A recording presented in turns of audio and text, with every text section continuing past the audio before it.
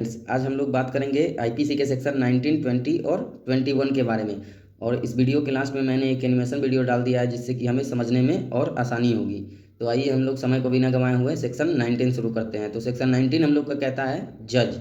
जज क्या होता है, हम लोग इसका एक्सप्लेनेशन देखते हैं। द वर्ड जज denotes not only the person who is officially designed as a जज but also every person who is empowered by law to give in any legal proceeding, civil or criminal, a definitive judgment or judgment which, if enforced by some other authority, would be definitive, or who is one of a body of person, which body of persons empowered by law to give such a judgment।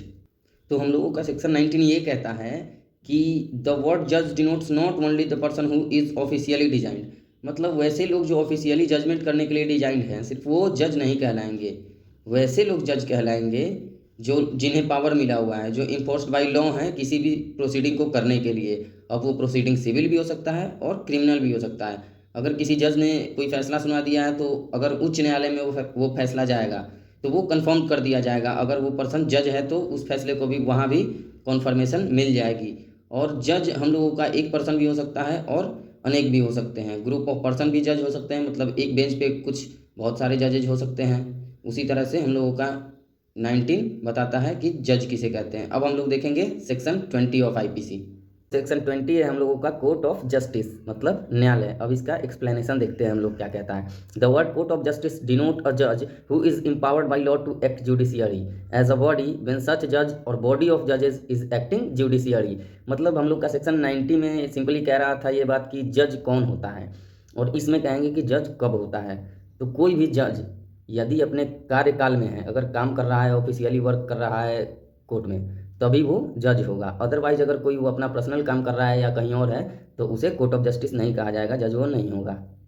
अब हम लोगों का आता है section 21। तो section 21 बात करता है हम लोगों का पब्लिक सर्वेंट।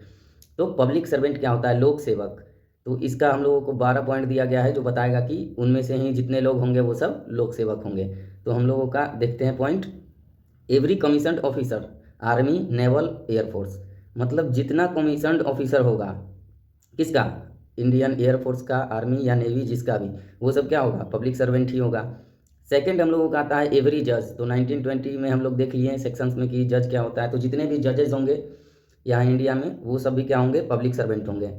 तो थर्ड हम लोग का कहता है every officer of court of justice including liquidator, receiver और कमिश्नर, मतलब वो सारा ऑफिसर जो कि कोर्ट नियुक्त करता है लिक्विडेटर के रूप में, रिसीवर के रूप में या कमिश्नर के रूप में, वो सब भी क्या होंगे, लोक सेवक होंगे, पब्लिक सर्वेंट ही होंगे। तो लिक्विडेटर क्या होता है, जैसे कोई भी प्रॉपर्टी है वो सरकार ने जब्त कर लिया तो एक लिक्विडेटर खोजती है, उसके बाद एक रिसीवर खोजती है जो कि इन सब पे काम कर सके, और एक कमिश्नर जो कि वहाँ पे छानबीन कर सके और इन्वेस्टिगेट कर सके सब कुछ को, और बाकी जो भी इसका प्रोसेस होगा वो सब यही लोग मिलकर करते हैं। अब हम लोगों का फोर्थ पॉइंट है एवरी ज्यूरी मैन, असिस्टर और member of panchayat assisting a court of justice और पब्लिक सर्वेंट। तो इसमें हम लोग का बताता है पहले के टाइम में क्या होता था कि अगर कोई फैसला क्लियर नहीं होता था तो ज्यूरी मैन, ज्यूरीज रखे जाते थे बहुत, लगभग 10 की संख्या में, 5 की संख्या में, ऐसे ही, जिनका वोटिंग होता था और वो अपनी तरह से क्या फैसला लेते हैं। तो उन सबको देखने के बाद किसी भी केस पे फैसला होता था। तो उन सब ज्यूरी मैन जितने भी होंगे वो भी क्या होंगे, लोक सेवक होंगे, पब्लिक सर्वेंट होंगे। या पंचायत अगर बैठा है, पंचायत का गठन हुआ है और वहाँ पे अगर किसी मैटर पे फैसला लिया जा रहा है तो वो भी क्या होंगे, लोक सेवक ही होंगे। जहाँ पंचायत के जितने भी मेंबर्स हैं वो सब भी लोक सेवक होंगे, पब्लिक सर्वेंट होंगे। अब हम लोग का आता है फिफ्थ पॉइंट। तो फिफ्थ पॉइंट है एवरी आर्बिट्रेटर, मतलब जितने भी पंच होंगे, पंच कहाँ के, पंचायत समिति के, वो सब भी पब्लिक सर्वेंट ही होंगे। अब हम लोगों का आता है सिक्स्थ पॉइंट। तो सिक्स्थ पॉइंट में हम लोग का बताता है every person who holds any office by virtue of which he is empowered to place और कीप और एनी पर्सन इन कन्फाइनमेंट। तो ये हम लोग का बताता है कोई भी ऑफिसर जो उतना पावर होल्ड करता है, जिसे इतना पावर मिला हुआ है लॉ के थ्रू कि वो किसी को भी कारावास में रख सकता है, मतलब किसी को भी, कारावास नहीं एक्चुअली हिरासत में, किसी को भी हिरासत में रख सकता है। वैसे लोग भी पब्लिक सर्वेंट आए हैं, जिसको पावर मिला है वो, ऐसे कोई भी लोग किसी को भी हिरासत में नहीं रख सकते हैं, किसी को भी कैद नहीं कर सकते हैं। Next seventh point is every officer of government was duty to prevent offences, to give information of offences, to bring offender for justice, to protect public health, safety and convenience। तो इसमें हम लोग का आता है कि वैसे गवर्नमेंट के ऑफिसर्स जो प्रोटेक्ट करते हैं, प्रिवेंट करते हैं, हम लोगों को सुरक्षा देते हैं किस चीज़ से, अपराध से, और इन्फॉर्मेशन पहुंचाते हैं अपराध की, या फिर अपराधी को पकड़ के और कोर्ट तक ले जाते हैं सजा दिलवाने के लिए, और हम लोगों के मतलब पब्लिक के हेल्थ का सेफ्टी रखते हैं, और कन्वेनियंस सुविधा, सुख सुविधा और हेल्थ का जो ध्यान रखते हैं वो भी हमारे लोक सेवक ही कहलाएंगे।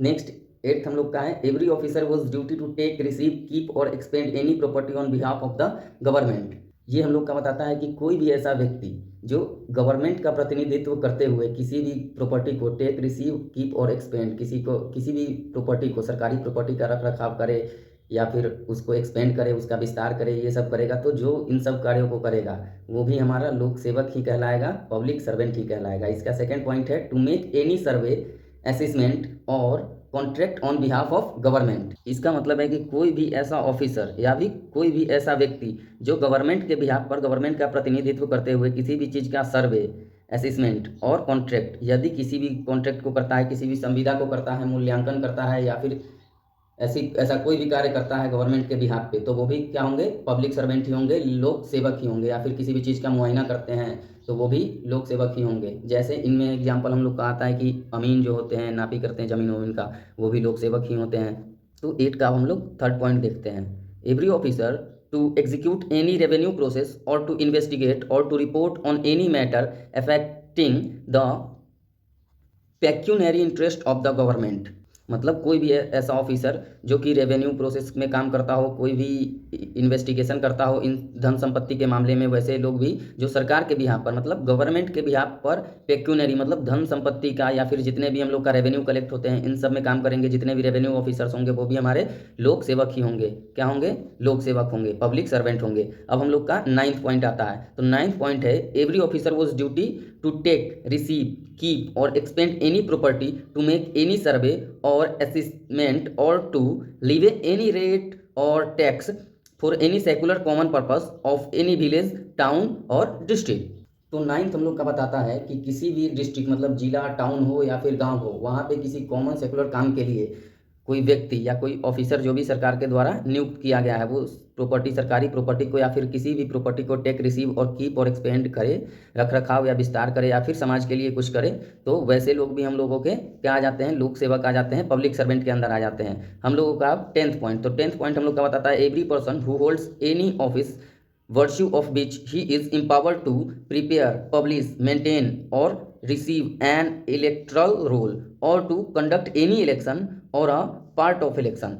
ये हम लोग का बताता है कि किसी भी इलेक्शन को कंट्रोल करने के लिए हम लोगों का एक इलेक्शन कमीशन बनाया जाता है। तो उस इलेक्शन कमीशन के अंदर जो भी पब्लिश कर सकते हैं, प्रिपेयर, मेंटेन करते हैं, उन सबको जितने भी ऑफिसर्स आते हैं वो सब भी हमारे लोक सेवक के अंदर ही आते हैं, वो भी हमारे पब्लिक सर्वेंट के अंदर ही आते हैं। अब हम लोग का 11th पॉइंट है, तो 11th पॉइंट है हम लोग का, every person in the service और पे ऑफ द गवर्नमेंटल और रेमुनरेटेड बाई फीस और commission for the performance of any public duty by the government. तो हमारा 11th के अंदर ऐसे व्यक्ति आएंगे, ऐसे लोग आएंगे जो गवर्नमेंट का काम करने के लिए और पब्लिक का सेवा करने के लिए, to public duty by the government मतलब पब्लिक की ड्यूटी करने के लिए अगर उसको गवर्नमेंट की तरफ से पैसे कुछ पे किए जाते हैं या फिर पुरस्कार दिए जाते हैं, उनसे ही उसका काम चलता है, तो वैसे लोग भी हमारे पब्लिक सर्वेंट के अंदर ही आएंगे, लोक सेवक के अंदर ही आएंगे। अब 11th का हम लोगों का बी है, उसको हम लोग देखते हैं, ए corporation established by or under the central, provincial or state act or a governmental company as defined in section 617 of the Companies Act 1956। तो बी हम लोग का बताता है कि कोई भी ऐसा कॉरपोरेशन बनाया गया हो, स्थापित किया गया हो अंडर गवर्नमेंट मतलब केंद्र के या फिर किसी प्रांतीय सरकार के द्वारा अगर गठित किया गया हो, या फिर गवर्नमेंटल कंपनी हो और उनके जितने भी स्टाफ होंगे वो सब भी लोक सेवक में ही आएंगे, वो भी पब्लिक सर्वेंट में ही आएंगे, जो कि डिफाइन किया गया है और अच्छे से सेक्शन 617 में कंपनीज एक्ट के 1956 के। अब हम लोगों का आता है नेक्स्ट पॉइंट आर 12। तो 12 हम लोग का बात करता है, एवरी पर्सन एम्प्लॉयड और engaged by any public body in the conduct and supervision of any examination recognised और approved by any law.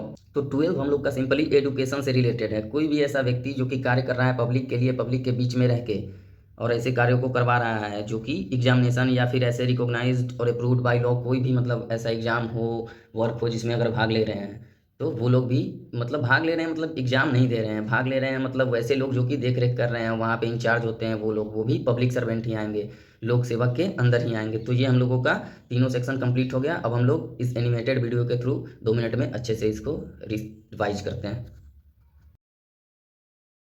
Hello प्रतीक, कैसे हो तुम? मैं तो ठीक हूँ प्रिया, तुम कैसी हो? अच्छा बताओ, कल जो सर ने पढ़ाया था वो तुम्हें याद है क्या? मैंने तो रिवीजन भी नहीं किया है और अब सर के सामने जाऊंगी तो वो पूछेंगे, क्या तुम मुझे बताओगे? हाँ, क्यों नहीं, मुझे तो सब याद है।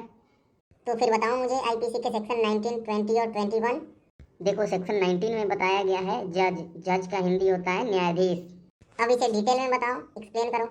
देखो, इसमें बताया गया है जज किसे कहेंगे। तो जज सिर्फ वैसे व्यक्ति को नहीं कहेंगे जो आधिकारिक रूप से जज के रूप में नियुक्त किया गया है, बल्कि जज वैसे व्यक्ति को कहेंगे जो किसी भी केस में लीगल प्रोसीडिंग कर सके, फैसला सुना सके और उस केस पर वर्क कर सके कोर्ट में बैठ के जज के तौर पे। और वो मैटर सिविल भी हो सकता है और क्रिमिनल भी हो सकता है। ऐसे लोगों को ही हम जज कहेंगे। चलो अब जल्दी से मुझे सेक्शन 20 बताओ जिसमें कोर्ट ऑफ जस्टिस है। अरे, तुम तो कुछ ज़्यादा ही जल्दी में लग रही हो। अरे ये सब छोड़ो, तुम मुझे जल्दी से बस ये सेक्शंस बताओ, नहीं तो आज तो मैं सर से पिट जाऊंगी। अच्छा देखो, सेक्शन 19 में ये कह रहा था कि जज कौन होगा और सेक्शन 20 में ये कहता है कि जज कब होगा। तो जज वो कोई भी पर्सन तब होगा जब कोर्ट के अंदर बैठ के और किसी केस पे काम कर रहा हो, फैसला कर रहा हो, या कोई भी काम ऑफिस के अंदर बैठ के कोर्ट के अंदर कर रहा हो, तभी वो जज होगा। अदरवाइज अगर वो अपना पर्सनल काम कर रहा है तो वो जज नहीं होगा, तो वो एक सामान्य व्यक्ति की तरह ही होगा। अरे बहुत अच्छे, तुम तो बहुत पढ़ाई करते हो। चलो अब जल्दी से मुझे सेक्शन 21 बता दो जिसमें पब्लिक सर्वेंट है। हाँ, तो सुनो, इसके 12 पॉइंट्स हैं जो कि इसे अलाउ करते हैं कि वो लोग पब्लिक सर्वेंट हैं। तो इसका पहला पॉइंट है every commissioned officers of army, navy और एयरफोर्स। अरे तुम हिंदी में ही बता दो, वही ठीक रहेगा, मुझे अच्छे से समझ में आ जाएगा। तो सुनो, पहले पॉइंट में वो लोग आते हैं जो जल सेना, थल सेना और वायु सेना में नियुक्त किए गए हैं आधिकारिक रूप से। दूसरा पॉइंट है हम लोगों का कि सारे जजेज, जितने भी जज हैं, वो सब न्यायाधीश हैं, वो सब भी हमारे पब्लिक सर्वेंट होंगे। तीसरे पॉइंट में वैसे पदाधिकारी आएंगे जिन्हें नियुक्त किया गया है कोर्ट के द्वारा लिक्विडेटर, रिसीवर और कमिश्नर के रूप में। ये फिर से बताओ, मुझे समझ में नहीं आया। रुको, मैं तुम्हें एग्जाम्पल देके समझाता हूँ। देखो, जैसे कोर्ट ने या सरकार ने किसी की संपत्ति जब्त की है तो कोर्ट एक लिक्विडेटर नियुक्त करता है, पदाधिकारी, जो क्या करते हैं कि उसके पेपर वर्क और काम को देखते हैं, और एक रिसीवर जो कि खरीदते हैं और इस पे कार्य करते हैं, और तीसरा आता है कमिश्नर जो कि इसके बारे में पता लगाते हैं, इन्वेस्टिगेट करते हैं। वो सब भी हमारे पब्लिक सर्वेंट ही आते हैं।